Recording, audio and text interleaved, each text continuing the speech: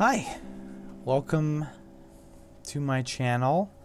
I'm an indie game developer making a game called Seven Wildz, and this is me talking during one of my speed art videos. Usually I post the speed art videos as they are with some music so you can watch me create items, but this time I thought I would use the opportunity of this footage to talk about game development and post an update on my official channel for the game versus my personal channel, which is Samohiki. So here I'm making a well to hydrate and test one of my player's vital properties. I have health, stamina, hunger, thirst, sanity, and fatigue, and we'll get into those as they come, but the well focuses around thirst, which on my vitals bar shows up as a bladder that is blue, and when you drink it fills up, and when you get thirsty it drains. And as I have been playtesting Seven Wildz, I've realized there needs to be more ways to hydrate in this game. Jeez. So I decided to make a well, and that is how the development has been going in Seven Wildz. As I playtest the game and see if it's fun, if I see something that's needed, I pull up Blender, I make it, I export it as an FBX, I pull it into UE4, I program it, I put it in the game, and I do all the details of it, if you can craft it as a player or not, and if it's just found in the environment, what stat it helps, whatever it is. So this well, the player can create it, they can also find it in the environment, and when they use it, the water will drain, and they will drink water, and they will heal that vital, which is thirst. And then as time goes by, that thirst will drain and blah blah blah, and they can come back to this and use it. How development is going with that is, as it stands right now, a player can go out, chop trees, collect stone, whatever. They can use a forge, which I've already posted on my speed art channel, to melt it into ingots.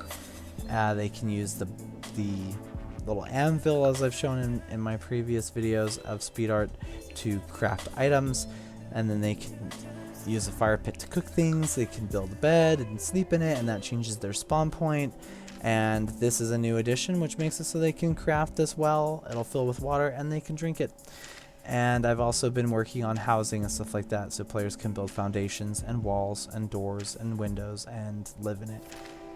As the gameplay is going, the direction wise in the long run is NPCs will eventually join your little situation, and you can build a village and then a town and then a city and a castle and all this stuff.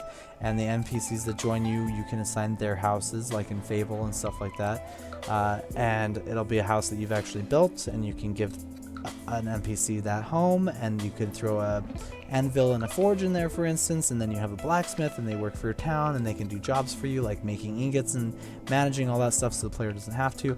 And the goal is to be able to build a city and play a strategy game in third person as a survival game, and not have to worry too much about micromanaging all this development. So as your town grows and you get NPCs and stuff like that, you give them jobs, they live with you, and whatever, they'll take care of the menial tasks, so you continue to get more in time to explore and fight and discover blueprints so that you can build and improve on your town by your personal tasks, while the NPCs that live in your town and work in your town actually manage the town development that you have set in place.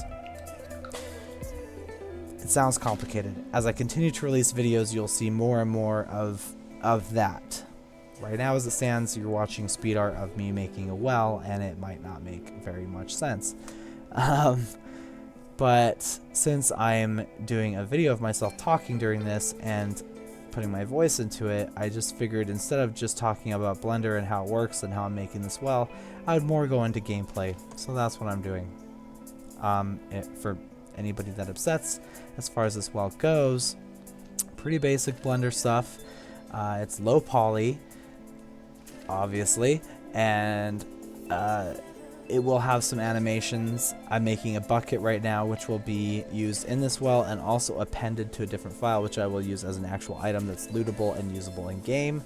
But for the well itself, this will be attached to it, and players can use it to fill up and drink from. this is loop cuts here, beveling them, setting stuff up to make fun shapes. The fun part about low poly is I'm mostly just keeping the game cartoony and using post-processors and stuff to give outlines.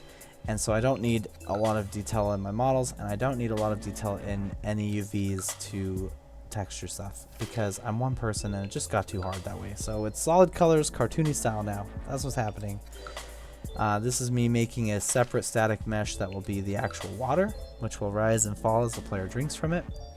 Eventually I compact all of these meshes to a single one, which will be exported as an FBX into Unreal Engine and used as the well, and then the water will be a separate FBX. The whole well will be one, the water will be another, and then I will animate the water in the engine to rise and fall with the player using it to drink.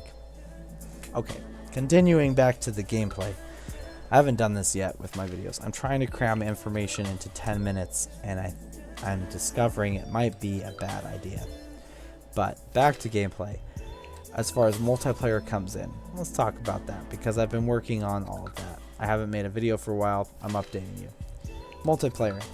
You and your friend want to play together from the very start. You've never played before. What happens is the main player will be a host right now as it stands. A game right now as it stands is about 8 players. I can move it up to 64 players, but I have to get dedicated servers and stuff to do that. Right now it's client to client, so the host is the server, the other person who connects them is a client, the host is king, so whoever friend you have that you join their game, they have to be online for you to play in that world until I get dedicated servers going.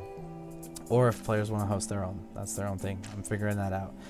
But right now as it stands, you and your friend Susan want to play a game together, and Susan decides that she's going to be the host. So she scrolls through the maps that are options to play on. She picks one, it's the mountains, and you join her and you guys build a house together. Then NPCs come in, you end up having a village together, then a town together, then a castle together. Next thing you know, you're both like knights or king and queen or whatever, and you have this town and you roam all over this map. Now you have other players that are requesting to trade with you. That's okay.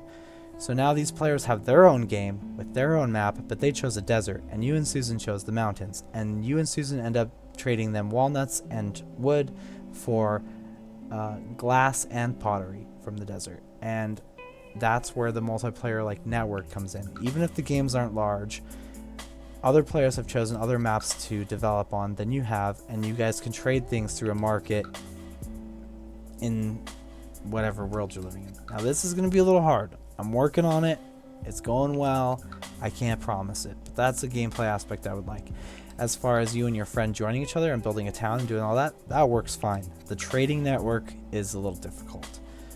But yeah, so far you and your friend can join a game. You can build a little town together. You can have wells and forges, and I'm working on bakery stuff and all that. And then outside of this, you could run off into the wilderness through forests and lakes and whatever and go fishing or hunting, or maybe you'll stumble upon a witch, maybe you'll stumble upon bandits, so you gotta kill them, whatever. So it brings in the RPG survival vibe with the fact that you're playing a town builder. You have a hub. When you leave that hub, you go into RPG mode. When you come back to the hub, you go into strategy mode. If you and your friend both start playing the game at the same time and don't want to be on the same map and have one friend kind of own the town, you can build separate towns. And when you go to join your friend to play, then whatever you gain in their world while you're playing with them, you keep it. Your inventory is saved all the time. So if you gain stuff in their world that's in your backpack that are resources or weapons or armor or whatever that you don't have, and you're like, hey, that was great playing with you, Susan, I'm gonna go back to my town now. You go do that, and when you go back to your town, you're like, man, I didn't have glass or salt where I was, but thanks to Susan's place, I do have it now. And that's another form of gameplay that is working. This footage, I'm just showing that once I made the well, I do have to put it in the game. I don't get to just make a model and it just works. This is me bringing the well into the game as a mesh, and now I'm play testing it. And first the well was going up and down, then the water was going up and down, and this is the final product, which is you go and drink it and the water inside the well goes up and down. And this is what the well looks like finished in Unreal Engine with my post-processing effect. That's an update on the game. I shouldn't have crammed it so hard, but Happy New Year. I'm excited to go through the story of Seven Wildz in this new year, and I'll see you guys around. Thanks.